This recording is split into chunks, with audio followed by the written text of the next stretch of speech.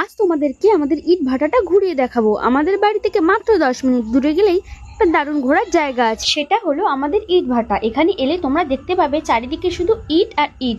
এখানে পাকা কাঁচা সব ধরনের ইট পাওয়া যায়। যেহেতু এখানে ইট তৈরি করা হয় তাই এটাকে আমরা ইট ভাটা বলি, এটাকে আমরা চিমনি বলি। এটার সাহায্যে ইটগুলো কিন্তু পোড়ানো হয়। এগুলো কাদা দিয়ে কাঁচা ইট তৈরি করে রাখা হয়েছে।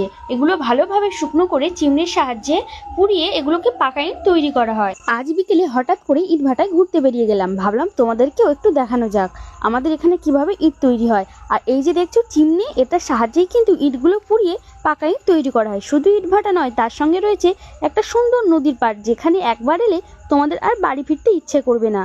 নদীর পাড়ে রয়েছে সুন্দর মনোরম দৃশ্য আর ফুরফুরে বাতাস, যেখানে একবার এলে তোমাদের মন ছুঁয়ে যাবে আর বাড়ি ফেরার নামই করবে না তোমরা। তাই তোমরা যারা ঘুরতে ভালোবাসো তারা আমাদের নদীর ধারে অবশ্যই ঘুরতে এসো। আশা করি তোমাদের ভালোই লাগবে। আরো যেটা সব থেকে বেশি ইন্টারেস্টেড সেটা হলো সূর্যাস্তের সময়। সূর্যাস্তের সময় আমাদের নদীর পাড়ে যেন আলাদা একটা সৌন্দর্য ফুটে ওঠে। তোমরা যারা প্রেম করার জায়গা পাও না তারা অবশ্যই আমাদের নদীর ধারে এসে প্রেম করতে পারো। এখানে তোমাদের ডিস্টার্ব করার মতো কেউ নেই, তাই আরামসে তোমরা প্রেমও করতে পারবে। একবার হলেও তোমরা আমাদের এই ইটভাটা নদীর ধারটা এসে ঘুরে যেও।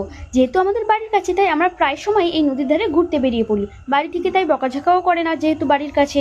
আর এটা হলো মাটির গদি। এই মাটির গদি, এই যে বড় বড় জিসিবি গুলো তোমরা দেখছো, এই জিসিবি গুলো কাজ করে এটিটাকে ভালোভাবে রেডি করিয়ে দেয় ইট তৈরি করার জন্য।